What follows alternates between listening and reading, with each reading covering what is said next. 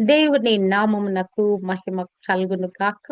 Heavenly light ministries global prayer tower ఆధ్వర్యంలో జరుగుతున్న ఉదయకాలపు స్తుతి ఆరాధన కూడికొచ్చిన మిమ్మల్ందరినీ ప్రేమపూర్వకంగా ఆహ్వానిస్తున్నాను.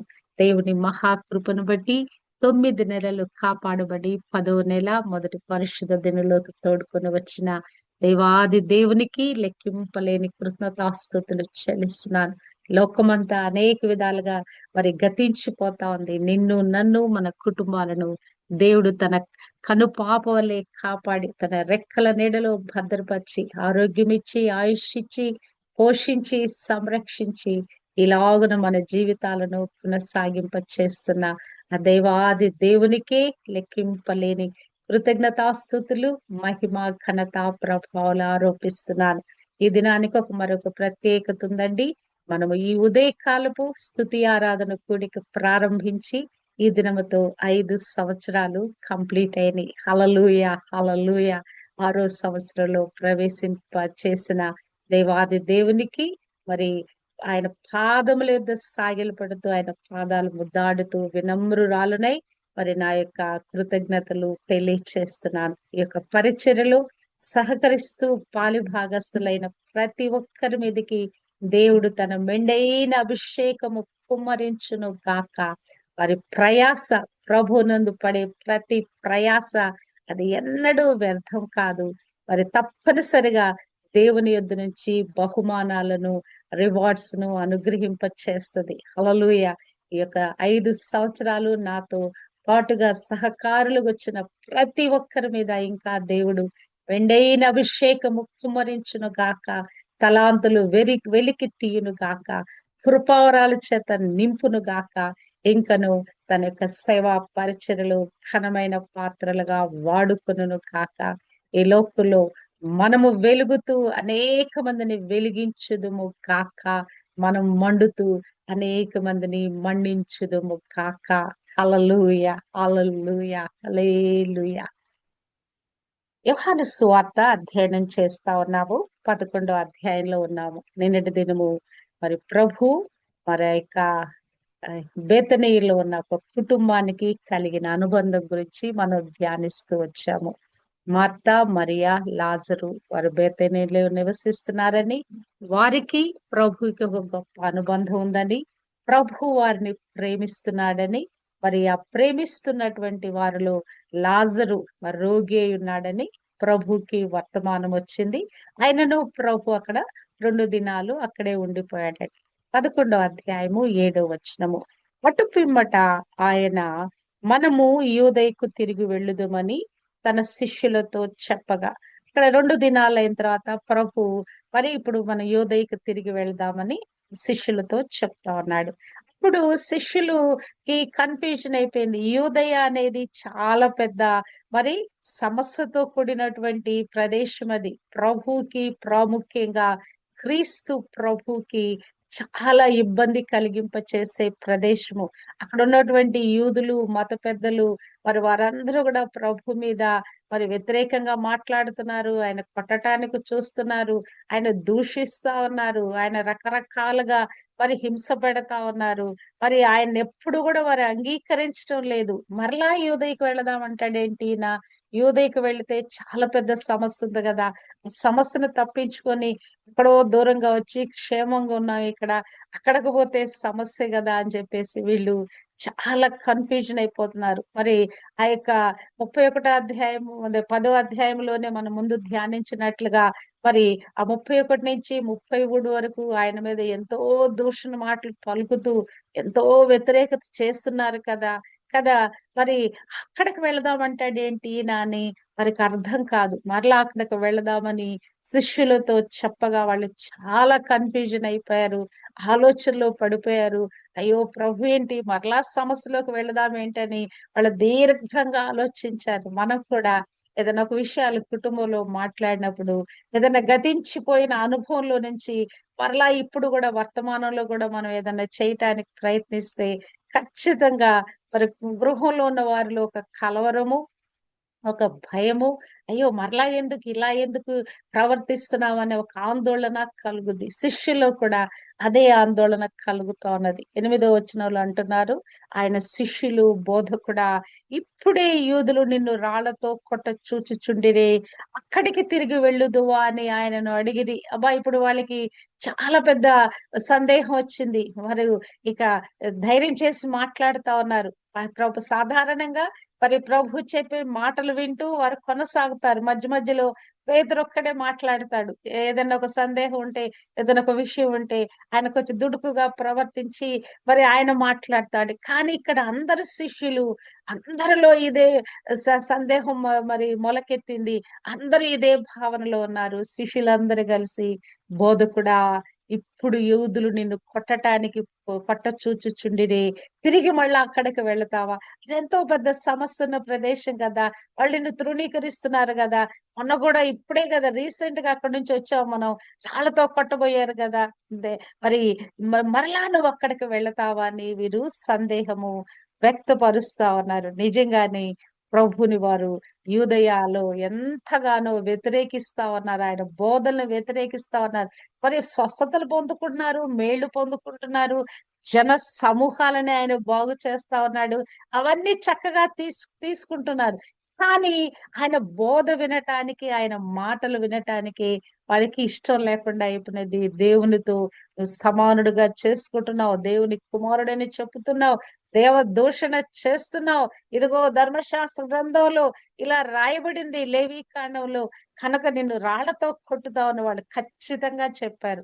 ఎందుకు నన్ను కొట్టాలని మీరు చూస్తున్నారంటే వాళ్ళు తిరిగి సమాధానం ఇచ్చారు. నీవు దేవుని దూషణ చేస్తున్నావు.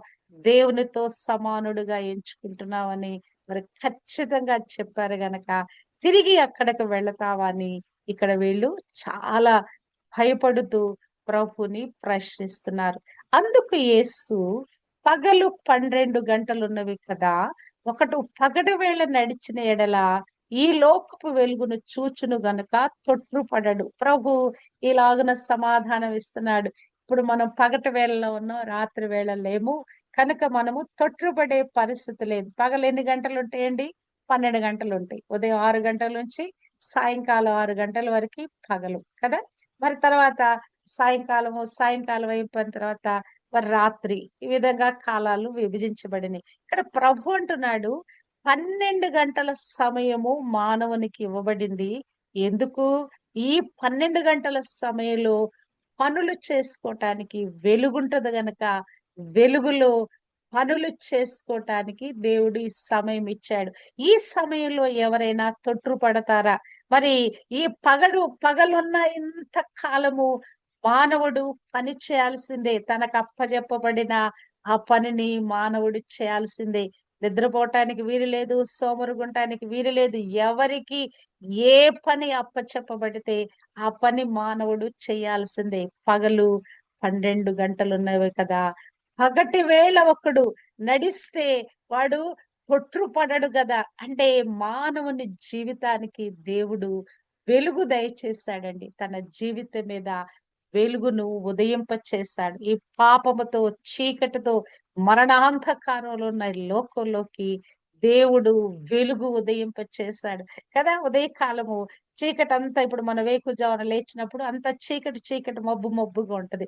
మన ప్రేయర్ ముగించి బయటకు వెళ్ళేటప్పటికి తెల్లవారుతా ఉంటది. ఆ తర్వాత కొద్దిసేపటికి సూర్యుడు పైకొస్తా ఉంటాడు కదా! ఆ పైకొస్తా ఉంటే ఆ దృశ్యాన్ని చూస్తే ఎంతో ఆహ్లాదకరంగా, ఎంతో మనోహరంగా అనిపిస్తది. అవునా కదా? అంటే ఈ చీకటి పారిపోయి వెలుగు వచ్చేటప్పుడు మన హృదయాల్లోకి ఒక నెమ్మది, ఒక సంతోషము, ఒక ఆనందము ఉప్పొంగుతున్నట్లుగా చూడగలం. అంటే రాత్రి కాలపు చీకటి, రాత్రి కాలపు శోధన, రాత్రికాలం ఎవరైనా శోధింపబడతారా? అవును. ఖచ్చితంగా రాత్రికాలం మనకి చాలా శోధన ఉంటది. ఆ చీకటి పోరాటం ఉంటది. కొన్ని నిద్ర పట్టని పరిస్థితులుంటాయి కదా! ఆలోచనలు ముమ్మరంగా వచ్చి మనని భయపెడతా ఉంటాయి. మరి అటువంటి రాత్రి కాలము ఆ భయంకరమైన పరిస్థితి నుంచి ఉదయ కాలంలో మనం ప్రవేశిస్తాం. ఒక భక్తుడు కీర్తనకారుడు అంటాడు, రాత్రంతా ఏడుపొచ్చినా ఉదయ కాలము మరి నెమ్మది దయచేస్తావయ్యా. అంటే ఈ యొక్క చీకటికి, పగటికి ఎంత తేడా ఉందంటే, రాత్రి కాలం పడే శ్రమ, రాత్రి కాలం కార్చే కన్నీరుకి, ఉదయకాలం వచ్చి పొందుకునే ఆ నెమ్మది, సమాధానానికి తేడా ఉంటది. ఇక్కడ ప్రభు అంటున్నాడు, పగలు 12 గంటలు మీ కొరకు, మరి మన కొరకు బహుమానంగా ఇవ్వబడింది మానవులకి. ఈ 12 గంటల సమయంలో, ఈ వెలుగు సమయంలో మనం తొట్రుపట్టడానికి వీలు లేదు. అంటే వెలుగున్నప్పుడు మనం చక్కగా పనులు చేసుకుంటాము. చీకటైన తర్వాత తడబడతాం. ఎప్పుడైనా కరెంట్ పోయిందనుకో కదా! తడువులాడుతూ మరి ఏది ఎక్కడుందా? ఎలా చేయాలని మనం కన్‌ఫ్యూజ్ అయిపోతాం. ఇక్కడ ప్రభు అదే అంటున్నాడు. మనకు వెలుగు ఇవ్వబడింది. ఆ వెలుగేంటి? వెలుగైన నేనే, లోకమునకు వెలుగైన నేనే. నా యొద్దకు వచ్చేవాడు జీవపు వెలుగు కలిగి ఉంటాడు. నా వాక్యాన్ని గూడా, వెలుగైన వాక్యాన్ని గూడా మీకు నేనిచ్చాను. 119 అధ్యాయము 105 వచనంలో రాయబడినట్లుగా ఈ యొక్క వాక్యము మన పాదములకు దీపంగా, మన త్రోవలకు వెలుగుగా అంటే మనను సరైన మార్గ నిర్దేశకత్వంలో నడిపించేదిగా ఈ వాక్యమున్నది గనక, ఈ వాక్యములో మనముంటే ఎన్నటెన్నటికి తొట్టిల్లటం అంటే ఏదైనా తట్టుకొని పడిపోవటం కదా! చాలా సార్లు మనం ఎక్కడైనా ఏదైనా మరి తట్టుకొని పడిపోతా ఉంటాం. నడుస్తూ నడుస్తూ గూడా తట్టుకొని పడిపోతాం. కానీ ప్రభు అంటున్నాడు, మనము తొట్రిల్లటానికి వీలు లేదు. ఎప్పుడైతే ఈ సత్యమందు మనం ప్రతిష్ఠించబడ్డామో, తొట్రిల్లటానికి వీలు లేదు. పక్క తోవకు వెళ్ళటానికి వీలు లేదు. ఈ పగలున్నటువంటి సమయంలో మనం ఖచ్చితంగా పని చేయాలి. దేనికి గూడా మనం బెదరకూడదు, అదరకూడదు. ఇక్కడ వీరు భయపడుతూ మాట్లాడుతున్నారు. అయ్యో! అక్కడికి వెళ్తే కొడతారు గదా! అక్కడికి వెళితే దూషిస్తారు గదా! అక్కడికి వెళితే ఎదుర్కోవాలి గదా! అక్కడికి వెళితే శ్రమ పడాలి గదా! అని మరి వీరు ప్రభుని నివారించటానికి చూస్తున్నారు. ప్రభు అంటున్నాడు, ఒకడు పగటి వేళ నడిచిన ఎడల ఈ లోకపు వెలుగును చూచును గనక తొట్రుపడడు. మన జీవితం మీద ఉదయించే సూర్యుని యొక్క వెలుగుకు మించి దేవుని యొక్క వెలుగు, ఆ యొక్క కాంతి కిరణాలు, తేజోమయుని యొక్క ఆ వెలుగు కిరణాలు మన మీద పడుతుంటుండగా ఈ జీవిత యాత్రలో మనం తొట్రుపట్టడానికి వీలు లేదు. మరి ఉదయకాలము పాడుకున్న పాట, ఎవరు విడిచినా నన్ను విడిచిపెట్టాడంటే ప్రభు ఎన్నటెన్నటికీ మనం విడిచిపెట్టడాయన. ఆయన మనతో ఉండే దేవుడు. అది పగలే కాదు, రాత్రే కాదు. ఏ క్షణమాత్రం గూడా ప్రభు మనల్ని విడిచిపెట్టడు. కానీ మన బాధ్యతేంటి? ఈ వెలుగున్నంత వరకే, ఈ ఉన్నప్పుడే, ఈ సమయం ఉన్నప్పుడే ప్రభు కొరకు మనం ఎంత పని చేయాలో అంత పని చేయాలని ప్రభువు తన మాదిరిని చూపిస్తున్నాడు. తన సమయం అయిపోవచ్చింది. ఈ భూమి మీద ఆయన చేయవలసిన పరిచర్య చేయవలసిన సమయం అయిపోవచ్చింది. ఈ పగలున్నంత వరకే, ఈ సమయం ఉన్నంత వరకే నేను పని చేయాలని ప్రభు చెప్తున్నాడు. ఒక సేవకుడు అంటాడు, ఇదే ఆఖరి దినం తన జీవితంలో అనుకుని సేవ చేసేవాడంట ఆయన. ఈ దినం ఇదే లాస్ట్ దినం. ఇక నేను చచ్చిపోతానేమో. కాబట్టి ఉన్న ఈ దినాన్ని నేను దేవుని పని చేసేయాలి. ఆయన నాకు అప్పచెప్పిన బాధ్యత నేను ముగించాలని ఆయన ఆ దినం కొరకు ఎంతో ప్రయాసపడి దేవుని పని చేస్తాడంట. అలుపెరగక చేస్తాడంట. తన శక్తి వంచన లేకుండా చేస్తాడంట. ఇక ఆ దినము తన జీవితంలో ఆఖరి దినం అనుకుని భావించి దేవుని కొరకు బలమైన కార్యాలు చేసేవాడంట. ఏ దినానికి ఆ దినం ఉదయం లేవగానే దేవుడికి చెప్పుకునేవాడంట, ప్రభువా ఈ దినమే నా జీవితంలో ఆఖరి దినమైతే నన్ను వాడుకోయ్యా. నీ కొరకు బలమైన సాధనంగా మరి నన్ను ఈ దినము మరి నీ మహిమ గల పాత్రగా వాడుకో ప్రభువా అని చెప్పాడంట. నేను కూడా దేవుడు మనకెంత సమయం దయచేస్తా ఉన్నాడు. మనకివ్వబడిన సమయాన్ని మనం వ్యర్థపుచ్చొద్దండి. అవునా కదా! ప్రతి దానికి భూమి మీద లెక్క కలదు గనక ప్రతిదీ అకౌంటబుల్ కి మరి ఆ అకౌంట్ లోకి వస్తది గనక పగలు ఉన్నంత వరకు మనం పని చేయాలి. మనకి ఇవ్వబడిన ఈ సమయం అంతటిలో దేవుని కొరకు మనం ఎంత వాడబడ్డాము. దేవుని కొరకు వాడబడ్డం అంటే ఎక్కడికో వెళ్లి మనం ప్రసంగాలు చేయవలసిన అవసరం లేదండి. అనుదిన జీవిత యాత్రలో ప్రభుని మనం మెప్పిస్తూ ఉండాలి. మన ప్రవర్తన ద్వారా, మన మాటల ద్వారా కదా! మన జీవిత విధానం ద్వారా ప్రభుని మెప్పిస్తూ ఉండాలి. అవునా మంచి కుమారుడా! ఓ నా నమ్మకమైన బలా నమ్మకమైన మంచి దాసుడా!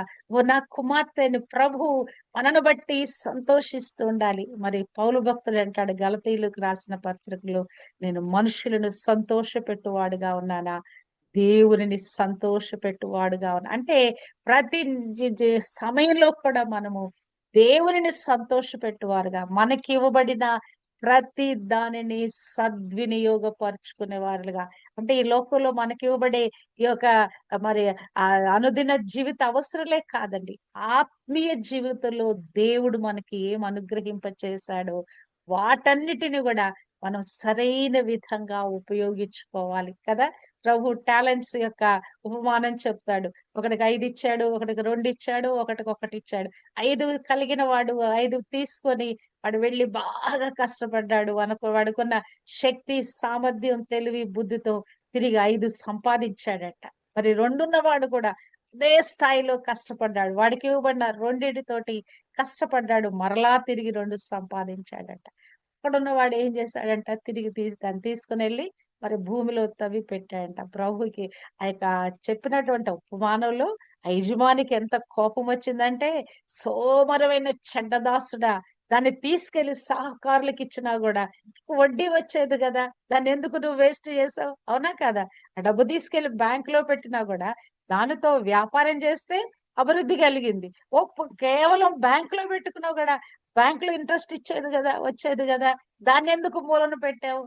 అక్కడికి బ్యాంక్‌కి వెళ్లి, ఆ సహకారు దగ్గరికి వెళ్లి, అది దాన్ని పెట్టి, దాని మీద ఆ చిన్న పని చేయటానికి గూడా నీకు చేత కాలేదా? అంటే దేవుడు మనకిచ్చే తలాంతులను మనం ఏ విధంగా మనం అభివృద్ధి చేసుకుంటా ఉన్నాం. మనకి ఇవ్వబడిన జ్ఞానము, నైపుణ్యత, అభిషేకాన్ని ఎలాగున దాన్ని మనం ఇనుమడిస్తున్నాం. దాన్ని అలాగున కప్పి పెట్టేస్తున్నామా? కొంచెం కింద పెట్టేస్తున్నామా?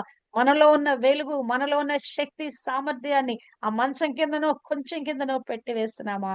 దాన్ని తీసి వాడుతున్నామా? ఈ ఉదయకాలపు స్తుతి ఆరాధన కూడికలో గూడా ప్రపంచ యావత్తు గూడా ఉదయకాలము ప్రార్థన కొరకు మేల్కొన్నది. ఎప్పుడు ఇక కరోనా వచ్చిన తర్వాత ఈ ఆన్‌లైన్ ప్రేయర్స్ ముమ్మరంగా ప్రారంభించబడిన తర్వాత అందరూ ఏం చేస్తున్నారంటే ఎవరో ఎక్కడో ఏదో చెప్తా ఉంటే దాన్ని చక్కగా చూసి ప్రేక్షకులుగా ఆనందిస్తా ఉన్నారు. కాదండి. మనకి దేవుడిచ్చిన కృప. మనము అందరము వాడబడుతున్నాము. మనం నోర్లు తెరిచి గొంతెత్తి దేవుని స్తుతిస్తా ఉన్నాము. గంభీరంగా పాటలు పాడుతున్నాము. మరి హృదయమంతటితో యెహోవా పరిశుద్ధుడని మనం చెప్తా ఉన్నాము. దేవుని మహిమ పరుస్తా ఉన్నాము. హల్లెలూయా!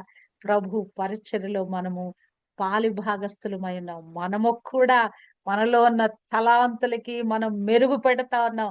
మనకున్న తలాంతులను అక్కడ లోపల సోమరమైన చెడ్డ దాసురాలిలాగా మరి ఆ చెప్పబడిన మాటను మన మీద లేకుండా దేవుడు మనము కూడా పరిచర్యలో పాలిభాగస్తులవునట్లుగా దేవుడు చేసి ఉన్నాడు. పగలున్నంత వరకే పని చేయాలి.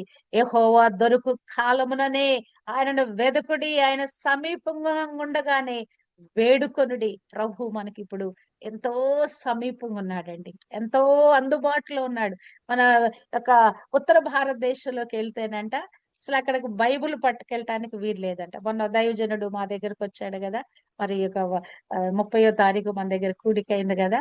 అసలక్కడ బైబిల్‌ను గూడా మనం అట్లా పట్టుకొని ఎళ్ళగూడదంట. దేవుని అసలు కనీసం దేవునికి సంబంధించిన క్రైస్తవుడు అనేది గూడా బయటికి తెలియపడటానికి వీలు లేదంట. అసలు చేతిలో బ్యాగ్ అనేదే పట్టుకొని వెళ్ళగూడదంట ఉత్తర భారతదేశంలో. మామూలుగా వెళుతూ ఉండాలంటే ఎవరికైనా చేతిలో బ్యాగ్ ఉందంటే కంపల్సరీ చెక్ చేస్తారంటే అందులోని బైబిల్ ఉందంటే అక్కడే దారుణంగా కొట్టేస్తారంట. అసలు పరిస్థితులు ఎంత భయంకరంగా ఉన్నాయంటే, నీకు నాకు దేవుడు స్వేచ్ఛ ఇచ్చాడండి. ప్రభుని కదా! ఇప్పుడు గూడా ధైర్యంగా మనం ఆరాధనకెళ్తా ఉన్నాం. స్వేచ్ఛగా దేవుని ఆరాధిస్తా ఉన్నాం. మనకివ్వబడిన ఈ కృప పగలున్నంత వరకే పని చేయాలి అంటే, మనకి ఈ కృప ఇవ్వబడినంత వరకే మనము దేవుని కొరకు మనం వాడబడాలి. స్వేచ్ఛగా దేవుని ఆరాధించాలి. స్వేచ్ఛగా దేవుని కొరకు ఏమేమి చేయగలమో అవన్నీ మనం చేసేద్దాం. సమయము తిరిగి మరి మనకిది దొరకదు. కొన్ని రోజులు పోతే ఇక్కడ కూడా సౌత్ గూడా మరి చాప కింద నీరులాగా శ్రమలు ప్రారంభించబడినాయి. ఇక ఆంధ్రాలో అయితే చెదురుమదురు సంఘటనలు వింటా ఉన్నాం. తెలంగాణలో గూడా సేవకులు చంపేస్తున్నారు. మరి ఆలయాలను కూలదోస్తున్నారనే సమాచారం కూడా మనం వింటా ఉన్నాం. ఇక్కడ కూడా శ్రమలొచ్చేస్తున్నాయి. దుష్టుడైన సాతాను వాడికి సమయం కొంచెమని మరి వాడేం చేస్తా ఉన్నాడు? త్వరగా వాడి యొక్క సైన్యాన్ని పెంచుకొని వాడేం చేస్తున్నాడంటే మరి మరి అనేకమైన చోట్ల డిస్ట్రక్షన్ కలిగిస్తున్నాడు. వాడు తెలివిగా ప్రవర్తిస్తున్నాడండి. వాడికి సమయం కొంచెమని వాడు తిరిగి ఆ కొంచెం సమయాన్ని ఉపయోగించుకుంటున్నాడు.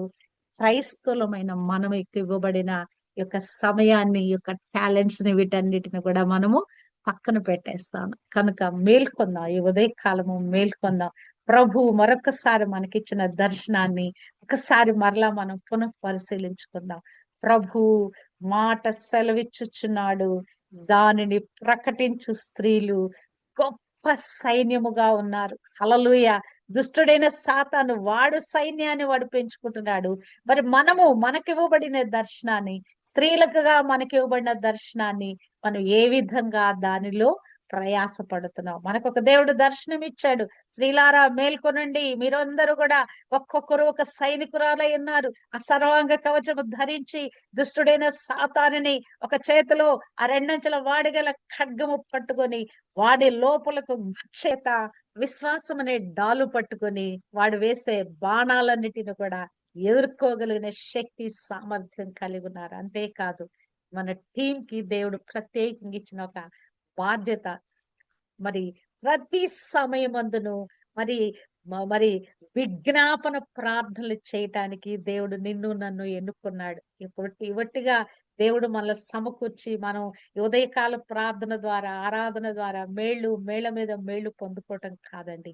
విజ్ఞాపన కర్తలుగా చేయబట్టానికి దేవుడు నిన్ను నన్ను ఏర్పరచుకున్నాడు. ప్రతి సమయమందు 6:18 ఎఫెసీయులకు రాసిన పత్రిక మన హృదయంలో ముద్రించబడాలి. ప్రతి సమయంలో కూడా ఆ విజ్ఞాపన ప్రార్థనలకి మనం పూనుకోవాలి. హల్లెలూయా!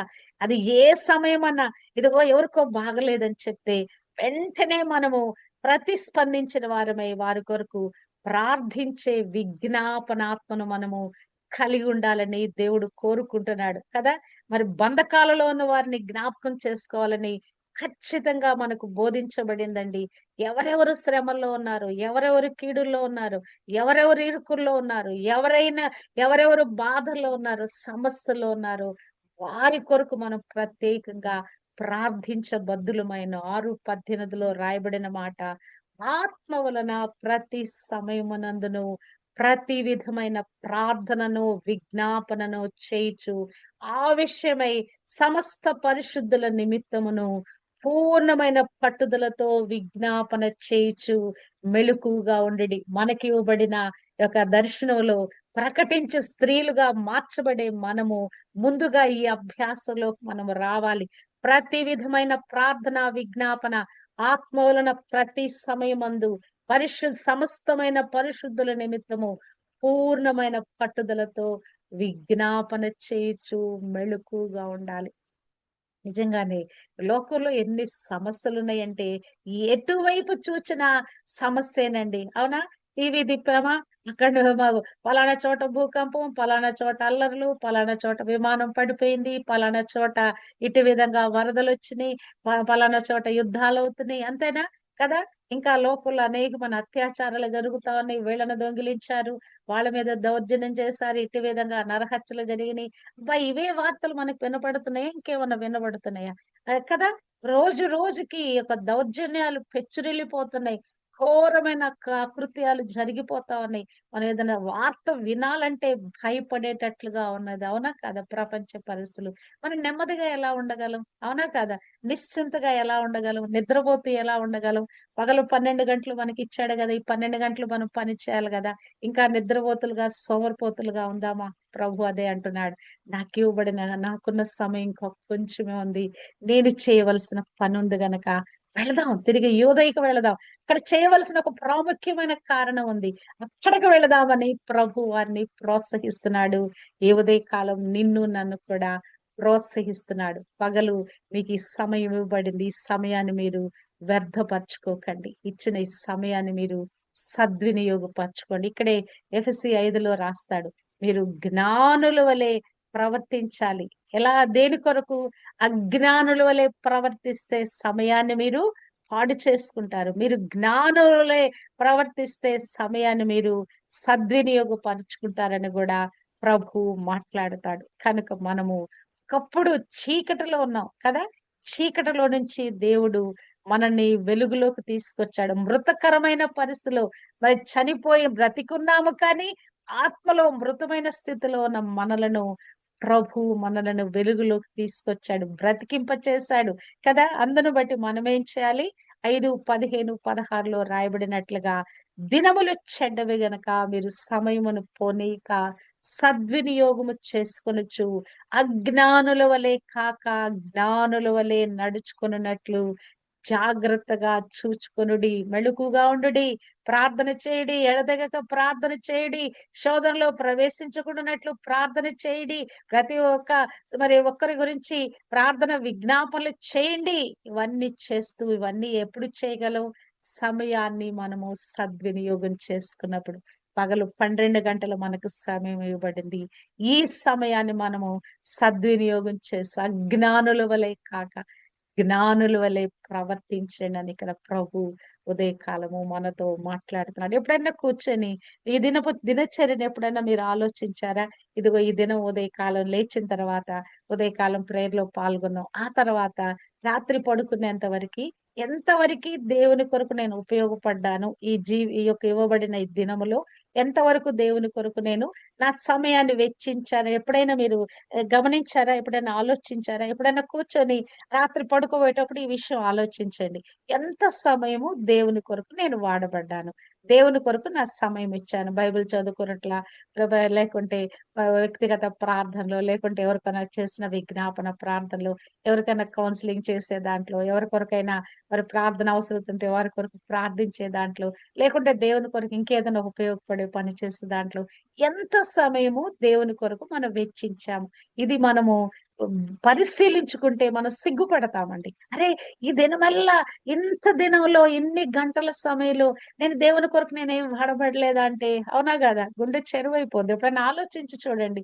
ఎప్పుడైనా ఇటువంటి ప్రశ్న మన గురించి మనం ప్రశ్నేసుకుంటే సూటిగా నిజంగా యథార్థంగా మన గురించి మనం ప్రశ్న వేసుకుంటే మన ఆత్మీయ జీవితం యొక్క అది మనం భయపెట్టుద్దండి. మనం ఆ వెనకబాటుతనం మనం భయపెట్టుద్ది. కనుక జాగ్రత్త పడదాం. 5 సంవత్సరాల దేవునిలో తర్పీదు పొందిన మనము ఈ ఉదయకాలము మరొకసారి డెడికేట్ చేసుకుందాం. ప్రభువా బ్రతుకుట క్రీస్తే చావైతే లాభమని మరి ఆ గొప్ప భక్తుడు చెప్పాడు. పౌలు భక్తుడు. మేమంతగా చేయలేకపోయినా మాకివ్వబడిన సమయం, మాకివ్వబడిన టాలెంట్స్, మాకు ఏమేమి అభిషేకం ఇచ్చావో, కృపావరాలు ఇచ్చామో వీటిని మేము మూలన పెట్టి నీ చేత మేము సోమరమైన చెడ్డ దాసుడు అనిపించుకోమయ్యా. ఇదిగో అలా నమ్మకమైన దాసుడు అనిపించుకున్నట్లుగా 5, 10 చేసిన వాని వలె 2 మరి 4 చేసిన వాని వలె మనము డబుల్ పోర్షన్ గా చేసిన వారి వలె ఇదిగో ఇది కొంచెంలో నమ్మకం ఉన్నాం కదా! ఇదిగో ఇవి తీసుకో, వీటిని తీసుకొని ఇంకా నువ్వు పని చేయని దేవుని చేత మనం పొందుకున్న వారమై ఇంకను అనేకమైన పనులు చేయటానికి దేవుడు తన కృప మనకు అనుగ్రహింప చేయను గాక. రోజు రోజుకి మన లోపల అభిషేకం ఇనుమడిస్తా ఉందండి. అంతే అభిషేకం ఇనుమడించే కొద్దీ దేవుని మీద ప్రేమ కూడా ఉప్పొంగుతా ఉంటది. అరే ఏ విధంగా దేవుని కొరకు పని చేయాలి, ఇంకా ఏం చేయాలి, ఇంకా ఏం చేయాలని దేవుడు మనకి ద్వారాలు తెరుస్తా ఉంటాడు. మార్గాలు సరళం చేస్తా ఉంటాడు. తన పరిచర్యలో ఘనంగా వాడుకుంటాడు. మనని విస్తరింప చేస్తాడు, వ్యాపింప చేస్తాడు. మనం కూర్చున్న చోటనే భూదిగంతల వరకు దేవుడు మనల్ని తోడుకొని వెళ్తాడు. హల్లెలూయా! కాబట్టి దేన్ని కూడా వ్యర్థపరచుకోవద్దు. దేవుడు మనకిచ్చిన ఈ ఆయుష్‌లో దేవుడిచ్చిన ఈ ఆరోగ్యంలో, దేవుడు మనకిచ్చిన పోషణ, ఈ సంరక్షణలో, మనకివ్వబడిన దేనిలో కూడా దేవుడు మరి మనకివ్వబడిన దేనిని కూడా వ్యర్థపరచుకోకుండా దేవుని కొరకే మనం జీవిద్దాం. పగలు 12 గంటలు మనకి మరి సమయము ఎంతో విస్తారమైన సమయం ఇవ్వబడింది. ఈ విస్తారమైన సమయంలో మనకివ్వబడిన బలము, మనకివ్వబడిన సమయము, మనకివ్వబడిన ధనము, మనకివ్వబడిన టాలెంట్స్, మనకివ్వబడిన కృపావరాలు, ఇవన్నీ కూడా దేవుని పరిచర్యలో తిరిగి మనము వాటిని పెట్టుబడిగా పెట్టి దేవుని కొరకు గొప్ప కార్యాలు చేయవారుగా దేవుడు మనల్ని అందరినీ కూడా దీవించును గాక. విలియం కేరీ అనే ఒక వ్యక్తి, అసలు ఆయన జీవిత చరిత్ర చదివితే ఒక మానవుడు, ఒక వ్యక్తి అనే వ్యక్తి ఒక ఇన్ని కార్యాలు చేయగలడా? అరే ఎలా చేశాడు ఆయన? Is a man. మరి ఆయన జీవించిన జీవిత కాలంలో భారతదేశానికి వచ్చి ఆయన చేసిన పనులు చూస్తే ఎన్ని మరి మరి గొప్ప కార్యాలు చేశాడంటే, బైబిల్‌ని తెలుగులోకి ట్రాన్స్‌లేట్ చేశాడు. ఆ యొక్క సాంస్క్రిట్ లో ఉన్న పుస్తకాలను కూడా తెలుగులోకి ట్రాన్స్‌లేట్ చేశాడు ఆయన. మరి ఆ యొక్క వారి యొక్క హిందూ గ్రంథాలను కూడా కదా ఎన్నో సంస్కరణలు చేశాడు. అసలు చెప్పొద్దు. అసలు ఆయన జీవితం చూస్తే ఏమన్నా బాగుందా?